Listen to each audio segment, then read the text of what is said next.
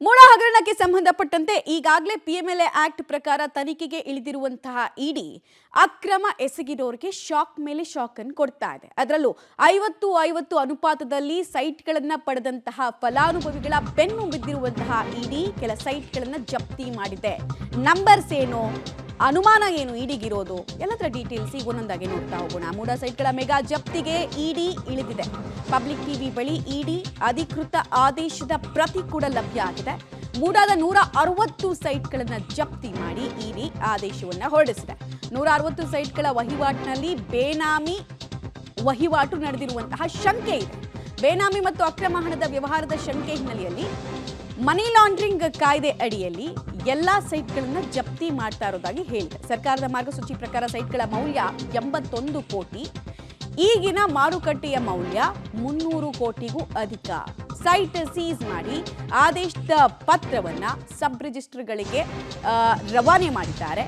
ಇಡಿಯ ಅಧಿಕೃತ ಆದೇಶದ ಪ್ರತಿ ಪಬ್ಲಿಕ್ ಟಿವಿಗೆ ಲಭ್ಯ ಆಗಿದೆ. ಸಬ್ ರಿಜಿಸ್ಟರ್ಗಳಿಗೆ ಈ ಮೂಡ ವ್ಯಾಪ್ತಿಯಲ್ಲಿ ರಿಜಿಸ್ಟರ್ ಮಾಡಿಸ್ಕೊಳ್ಬಹುದಾದಂತಹ 3 ಸಬ್ ರಿಜಿಸ್ಟರ್ ಕಚೇರಿಗಳಿಗೆ ಈ ಪ್ರತಿಗಳನ್ನು ಕೊಟ್ಟಿದ್ದಾರೆ. ಇಂಥ ಸರ್ವೆ ನಂಬರ್ನ ಇಂಥ ಸೈಟು ಇಂಥವ್ರಿಗೆ ಸೇರಿದ್ದನ್ನು ಮರು ಮಾರಾಟ ಯಾವುದೇ ಕಾರಣಕ್ಕೂ ಮಾಡುವಂತಿಲ್ಲ, ಬಿಕಾಸ್ ಇದು ಸಬ್ಜೆಕ್ಟ್ ಟು ಇಂಟ್ರಾಗೇಷನ್ ಇದೆ.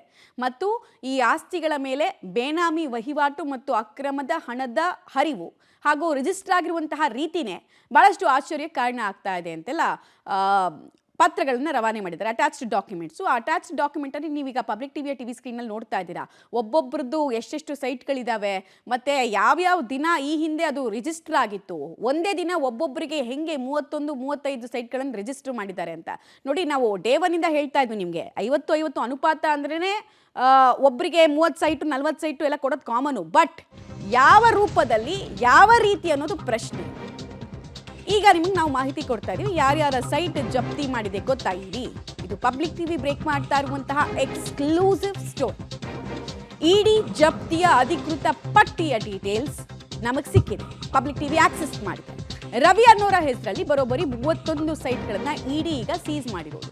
ಅಬ್ದುಲ್ ವಾಹಿದ್ ಅವರ ಹೆಸರಲ್ಲಿ 41 ಸೈಟ್ಗಳಿತ್ತಲ್ಲ, ಅದನ್ನು ಕೂಡ ಜಪ್ತಿ ಮಾಡಲಾಗಿದೆ. ಕ್ಯಾಥೆಡ್ರಲ್ ಸೊಸೈಟಿಗೆ ಸೇರಿದಂತಹ 40 ಸೈಟ್ಗಳನ್ನ ಕೂಡ ಜಪ್ತಿ ಮಾಡಲಾಗಿದೆ.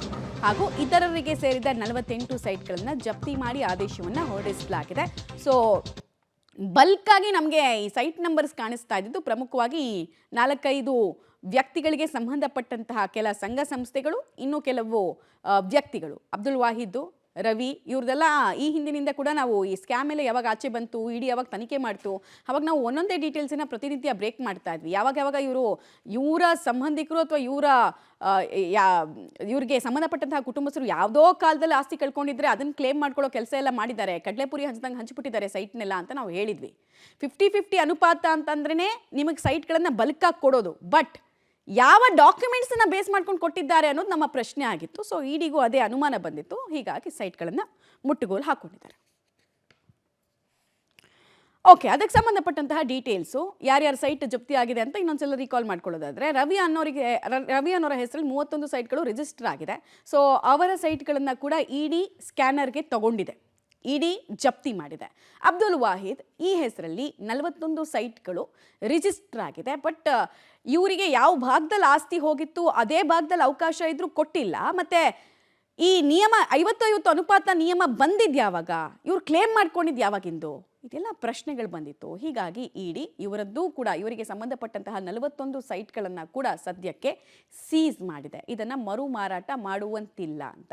ನೀವು ಏನಾದರೂ ಮೂಡ ವ್ಯಾಪ್ತಿಯಲ್ಲಿ ಸೈಟ್ ತೊಗೊಳ್ಬೇಕು ಅಂತ ಯೋಚನೆ ಮಾಡ್ತಾ ಇದ್ರೆ ಈ ಹೆಸರುಗಳನ್ನು ನೋಟ್ ಮಾಡ್ಕೊಳ್ಳಿ, ಮತ್ತು ಯಾವ್ಯಾವ ಲೇಔಟ್ನಲ್ಲಿ ಯಾರ್ಯಾರ್ದು ಸೈಟ್ಗಳನ್ನು ಇಡಿ ಮುಟ್ಗೋಲು ಹಾಕೊಂಡಿದೆ ಅನ್ನೋದನ್ನು ನೋಡ್ಕೊಳ್ಳಿ. ಅಮಾಯಕರಾಗಿ ಹೋಗಿ ದುಡ್ಡು ಕೊಟ್ಟು ಮತ್ತೆ ತೊಂದರೆಗೆ ಸಿಕ್ಕಾಕೊಳ್ಬೇಡಿ. ಹೀಗಾಗಿ ನಾವು ಡಿಸ್ಪ್ಲೇ ಮಾಡ್ತಾ ಇದ್ದೀವಿ ಯಾರ್ಯಾರ್ದು ಏನೇನು ಕತೆ ಏನೇನು ಅಂತ ವಿತ್ ಡಾಕ್ಯುಮೆಂಟ್ ನಿಮ್ಮ ಪಬ್ಲಿಕ್ ಟಿವಿ ತೋರಿಸ್ತಾ ಇದೆ. ಕ್ಯಾಥೆಡ್ರಲ್ ಸೊಸೈಟಿಗೆ ಸೇರಿದಂತಹ 40 ಸೈಟ್ಗಳನ್ನು ಕೂಡ ಇಡಿ ಸೀಸ್ ಮಾಡಿದೆ. ಸೀಸ್ ಮಾಡಿಬಿಡ್ತು ಅಂದರೆ ಕಂಪ್ಲೀಟ್ ಅಕ್ರಮ ಅಂತಲೂ ಅಲ್ಲ. ಅಗೇನ್ ಅದು ಸಬ್ಜೆಕ್ಟ್ ಟು ಇಂಟ್ರಾಗೇಷನ್. ಬಟ್ ತಾತ್ಕಾಲಿಕವಾಗಿ ಸಮಸ್ಯೆಯನ್ನು ಅನುಭವಿಸ್ತಾ ಇರುವಂತಹ ಸೈಟ್ಗಳಿವು. ಇತರರಿಗೆ ಸೇರಿದ ಒಟ್ಟು 48 ಸೈಟ್ಗಳು ಜಪ್ತಿಯಾಗಿದೆ. ಆ ಹೆಸರುಗಳನ್ನು ಕೂಡ ನಾವು ಮುಂದಿನ ಹಂತದಲ್ಲಿ ನಿಮಗೆ ತೋರಿಸ್ತಾ ಹೋಗ್ತೀವಿ.